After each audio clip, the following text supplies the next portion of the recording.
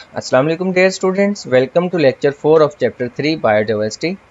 आज हम बहुत ही एक इम्पोर्टेंट और इंटरेस्टिंग टॉपिक पढ़ने के लिए जा रहे हैं जिसका नाम 5 किंगडम ऑफ क्लासिफिकेशन या 5 किंगडम ऑफ लाइफ है। ये सिस्टम साइंटिस्ट की बहुत ही सिस्टम ने हेल्प की है डिफरेंट स्पीशीज़ को कैटेगराइज करने में, उनकी डिफरेंट वैरायटीज़ को डिफरेंट ग्रुप्स में रखने में, ताकि उनको स्टडी करना ईजी हो।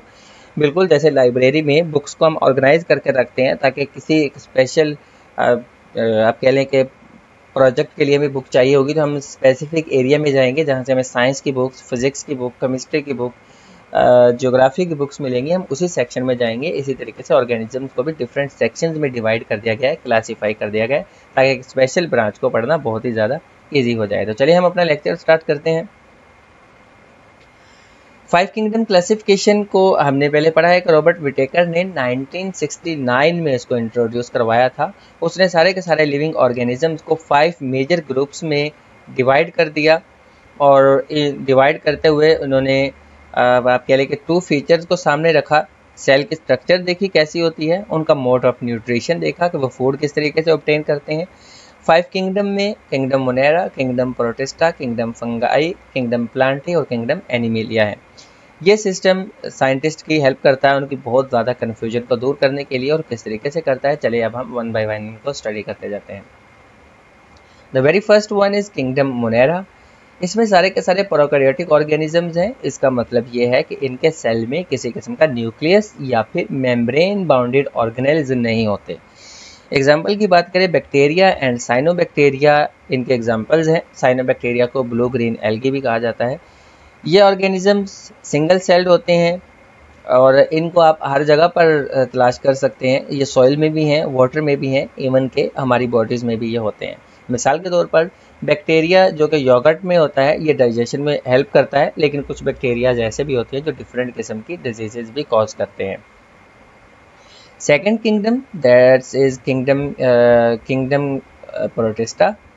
ये आप कह लें कि उसके बाद फर्दर इसको एक नेक्स्ट ग्रुप में रखा गया। ये मोस्टली यूनिसेलुलर हैं अभी भी, बट यूकैरियोटिक ऑर्गेनिजम्स है। यूकैरियोटिक मीन कि इनके पास अब एक न्यूक्लियस है, इनके पास जितने भी ऑर्गेनेल्स हैं वो मेम्ब्रेन बाउंडेड हैं।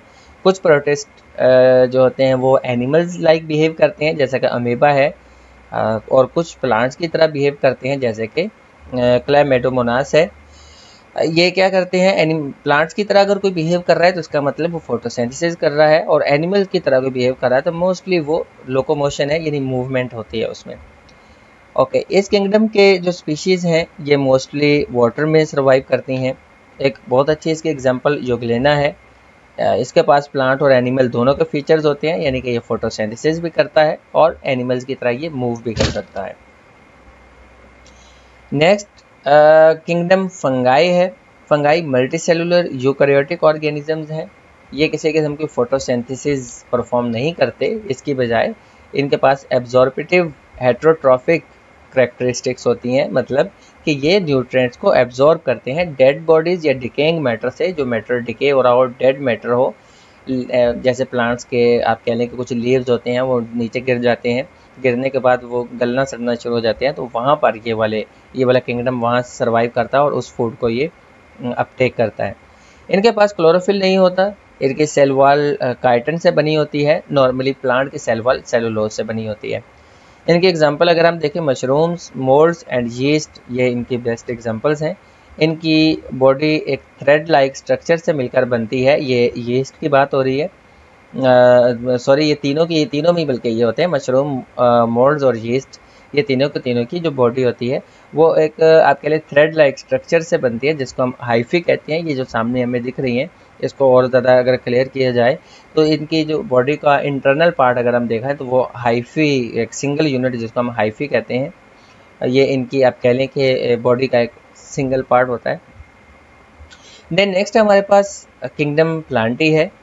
ये इससे हम बहुत ज़्यादा फेमिलियर हैं। किंगडम प्लांटी से हम रोज़ देखते हैं डिफरेंट प्लांट्स को।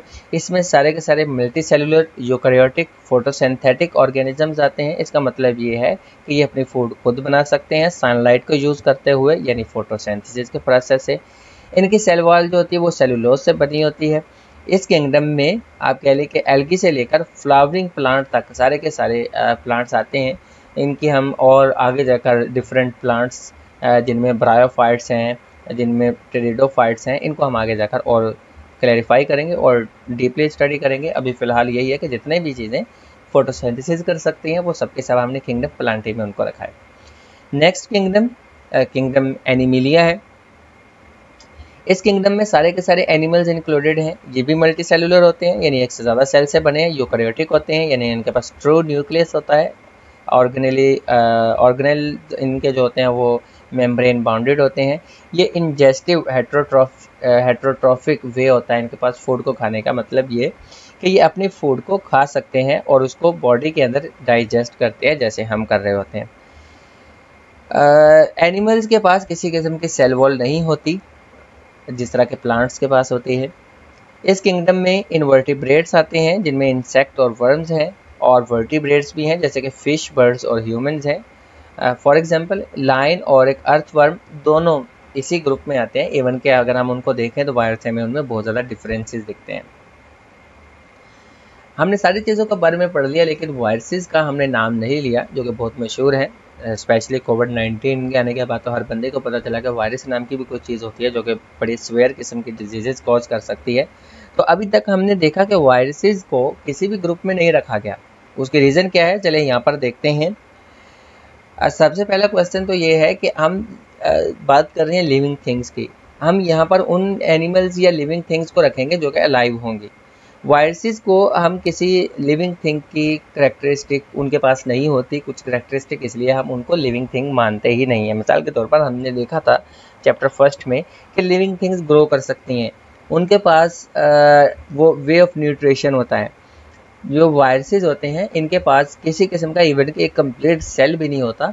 इनके पास सिर्फ डीएनए या फिर आरएनए और उसके साथ कैप्सिड होता है। अब ये इस डीएनए को यूज़ करते हुए डिफरेंट प्लांट्स या एनिमल्स पर अटैक करते हैं, उसके सेल को यूज़ करते हैं और वहाँ से अपने आप को मल्टीप्लाई करना शुरू कर देते हैं। अब सिंपल वर्ड्स में इस तरह से समझें कि सिर्फ डीएनए या आरएनए और कैप्सिड है। अब इन तीन चीज़ों को या इन दो चीज़ों को मिलाकर हम नहीं कह सकते कि ये कंप्लीट सेल है। जब वो कंप्लीट सेल ही नहीं है तो वो लिविंग थिंग में नहीं आएगा। लेकिन ये जब बाहर पड़ा होगा तो ये जस्ट लाइक अ डस्ट पार्टिकल, बिल्कुल ये इनएक्टिव होगा या आप कह लें कि नॉन लिविंग होगा, ये क्रिस्टल की फॉर्म में होगा। लेकिन जैसे ही ये किसी लिविंग बॉडी पे अटैक करता है तो वहाँ पर ये उसके सेल की मशीनरी को यूज़ करता है और अपनी कॉपीज़ बनाना शुरू कर देता है, और उसके बाद आप कह लें कि ये लिविंग ऑर्गेनिज्म की कैटेगरी में आता है। इसलिए हम इसको किसी भी किंगडम में नहीं रखते। उसके अलावा इन वायरसेस को ऑब्लिगेट पैरासाइट्स भी कहते हैं। कुछ वायरसेस हैं like flu, polio, HIV, AIDS और कोविड-19, ये वो वाली वायरसेस हैं वो वाली डिजीज़ हैं जो कि वायरसेस की वजह से होती हैं। नेक्स्ट इसके बाद अगर हम देखें तो कुछ और सिंपलर इन्फेक्शियस एजेंट्स हैं जिनको पेरियॉन्स और वायराइड्स के नाम से भी जाना जाता है। पेरियॉन्स मिसफोल्डेड प्रोटीन है, यानी मैं आपको सिंपल वर्ड्स में बताऊं तो हमारे जो प्रोटीन होते हैं बॉडी में वो एक स्पेशल 3D शेप में होते हैं। एक फोल्डेड बॉडी होती है, एक स्पेशल फोल्डिंग आप कह लेंगे उनका एक सिनेरियो होता है। लेकिन अगर आप उनका वो जो फोल्ड किए हुए जिस पैटर्न से उन्होंने फोल्ड किया होता है वो पैटर्न चेंज कर दें, उस पैटर्न चेंज करने को हम मिसफोल्डेड प्रोटीन कहते हैं। जब वो मिसफोल्डेड हो जाएगी, उनका पैटर्न चेंज हो जाएगा, तो वही प्रोटीन जो कि हमारे लिए हेल्पफुल थे वो अब हमारे लिए डिफरेंट डिजीज़ कॉज करना शुरू कर देंगे। ये एनिमल तो ह्यूमन दोनों में डिजीज़ कॉज कर सकते हैं। एनिमल्स में एक बहुत मशहूर डिजीज़ है जिसको मैड काउ डिजीज़ के नाम से भी जाना जाता है। वायरॉइड्स जो होते हैं ये स्मॉल पीसीज हैं आरएनए के जो कि डिफरेंट प्लांट्स को इन्फेक्ट करते हैं। इनमें से कोई भी स्पेसिफिक सेल नहीं रखता, ये लाइफ के प्रोसेसेस को कंप्लीट नहीं गुजारता जिस तरीके से कि नॉर्मल एक सेल करता है, इसीलिए इनको हम किसी किंगडम में नहीं रखते। यहाँ पर हमारा ये चैप्टर लेक्चर ये कंप्लीट हुआ।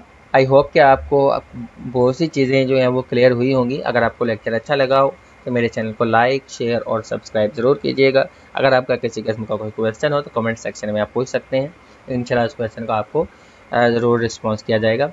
मिलते हैं नेक्स्ट लेक्चर में, तब तक के लिए अल्लाह हाफिज़।